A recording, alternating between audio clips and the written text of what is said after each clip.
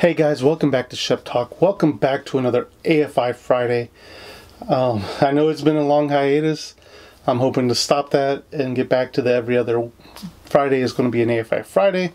Today I'm bringing you the number 94th movie on the AFI Top 100 American Movies, and that is Goodfellas. Goodfellas was released in 1990 by Martin Scorsese, starring Robert De Niro, Joe Pesci, and, oh my god, Ray Liotta. I almost forgot his name. Quick synopsis if you don't know what this movie is about. Ray Liotta plays Henry, who is half Italian. I think he comes from part of Sicily.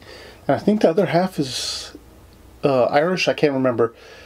But it's pretty much following his life growing up, becoming a part of the Italian mafia in his life, pretty much rising through the ranks as high as he can get. And then pretty much everything coming down, falling apart. So, yeah, like I said, Goodfellas came out in 1990. It is directed by Martin Scorsese. It starred Ray Liotta, Joe Pesci, and, Robert De Niro. This movie is one of those in the pantheon of mobster movies. If you haven't seen Goodfellas, you're missing out. It is one of those movies that you recommend to people if they're like, all right, I've got a few hours, what type of movie should I, what movie should I watch to get for the mobster genre, the gangster genre. I won't say gangster, some mobster. And Goodfellas is up there. So let's just get right into what worked for me. And first off, this is pure Martin Scorsese. The narration, the direction, the scenery, the filmography, everything. This was Martin Scorsese. The Irishman, was great. The Goodfellas is pretty much what helped launch the Irishman to where it's at. Martin, when you watch some movies, you can tell what are Martin Scorsese movies, and one of the reasons I say that is, I think almost every Martin Scorsese movie has narration in it. Narration is one of those things that a lot of film critics hit on. They're like, oh my god, if you have to narrate to me, then, you're not getting the job across by putting that message in the movie. But I think Martin Scorsese was one of the few directors that can break that mold, where he can still produce a great movie and give us, narration. And then, and then the next thing that works for me is this. I'm not going to say this is them at their prime, but, Joe Pesci, Robert De Niro, Ray Liotta, this is probably them, not at their prime, but just in that moment, kind of. They're great actors. And, we know, I think this is where we know them from for mobster movies, right? These, playing these Italian mobsters, these mafiosos, they put it across really well. It's amazing to watch them do their acting. Joe Pesci kills it, being that guy that is like, he's just batshit crazy. If you could look at him funny or say a joke the wrong way, and he's most likely going to kill you because he thinks you're talking about him. And it's just crazy how he is in this movie. And then Robert De Niro coming in and just being, that older guy, because he's still a little bit higher up in the hierarchy when Joe Pesci and, Ray Liotta's characters come in to the group. That, he's like that guiding figure. He doesn't really give a fuck. He's like, I'm here to make some money, and the best way to make money is however I can. And he goes off. He's willing to support his boys 100%, even towards the end, man.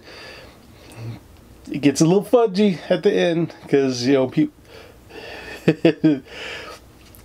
people went down the wrong road, pretty much. And then Ray Liotta, I'm going to say it's probably one of his best works for me. When you look at Ray Liotta's, filmography, this one just stands out to me. This is pretty much his movie. it is from it. He is the main character, and just seeing him go through the progression of being like this innocent boy to figuring out what it is he needs to do to make it in this mafia, to you know, even almost kind of turning his back on this mafia, and at the very end, and you know, doing his own thing. You see that life progression, Ray Liotta, because even in the end, it is still, you know, he still kind of wants to get back in that life, but he knows that he's burned too many bridges. There's no way he can go back. So yeah, it's really great. And then let's get into my gripes about this movie. And if the biggest gripe I'd probably say about this movie is that there is some slaw in this movie. It does slow down some. There could probably have been some scenes cut or condensed, but I get where Martin Scorsese was going. He wanted to show us really everything, for all the pros, all the cons. For every action, there's consequences, and I get it. But again, you know, it could have been a bit tighter, in my opinion. It's you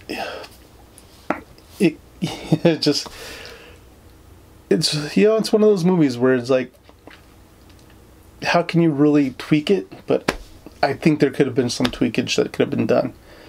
So with that, guys, I can understand why this is an AFI Top 100 movie. 94th. I can see why it's 94 as well. But yeah, so me personally, guys, I think Shep will give it 4 out of 5 Sheps. It is a classic mafia movie. It is one of the best works for De Niro and Pesci and Liotta. I think it's one of Martin Scorsese's best. If you haven't checked it out, please go and check it out. If you have seen this movie, which I hope most of you have, let me know down in the comments below. What do you think of Goodfellas? Is it, like I say, is it a great mafia movie? Is it one of the must-sees if you're watching mafia movies? Let me know down in the comments down below. And guys, if you do like what you see here, please remember to like, share, and subscribe. This channel is almost at 200 subscribers.